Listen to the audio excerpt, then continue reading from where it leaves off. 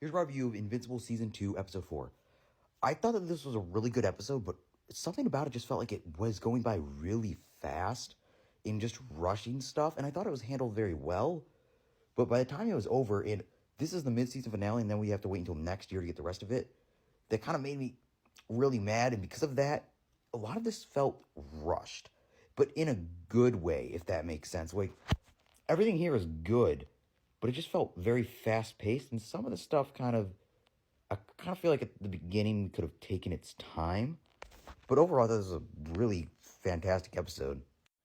I mean, of course, we pick up right after episode 3, where Mark is on this weird bug planet. And he's, of course, meeting up with his dad because he hasn't seen him. And I think in this time, it's only been 6 months. Like, in this universe, of course, we've been waiting forever as an audience. Like, what, 2 years? Ugh, too long. But, and it's very interesting because he feels so different. And the way he comes across, like, he does care about his son, which I find really interesting. Like, that's why I find, like, Omni-Man such a compelling character, because, maybe not compelling would be the great word, but just very interesting. It's like, he's evil, and he has no sense, he has, like, no problem with taking lives, but then at the same time, he seems like he can genuinely love, and it just is very interesting. And we also get to meet Mark's brother, which, I mean, who he had with this weird alien bug lady. And I don't really know where that's going to go. And it was really weird, but it was kind of cool. And it's definitely one of those things where I'm like, that's kind of huge. Like, within the context of this show, I'm like, when we get to season, like the next half of season 2, are we going to see more of this? Are we going to see him get powers and kind of fight along Invincible?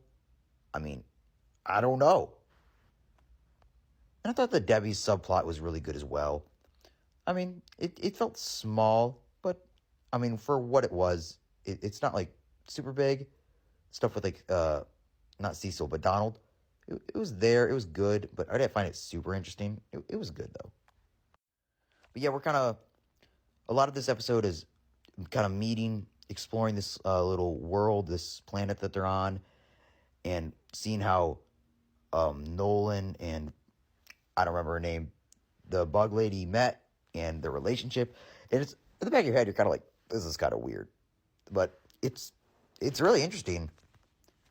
And kind of, this is where I think the problem comes in. I feel like once the Viltrumites attack this planet, it feels like it goes by really fast. But the action is there, and it is brutal. I mean, just stuff like this. Like, this whole sequence is just awesome. Just like he uses his hand just to, like, cut this guy's stomach open like a knife. It's just insane. And probably the best kill is towards the end, where he, like, just breaks her jaw. I mean, that was just insane. I mean, it's always the shocking moments like that truly get you. That's what just makes it so good. And also, as for Eve, though, it's really cool to see her save people. That's one of my favorite things I think about that Adam Eve special that they did earlier this year.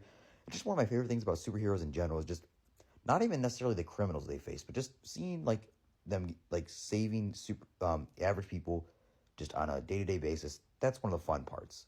And this kind of all occurred with, like, on this bridge, and that was, like, a cute little action scene. I think that Eve is one of my favorite characters on this show. And so she's always really fun when she's on it.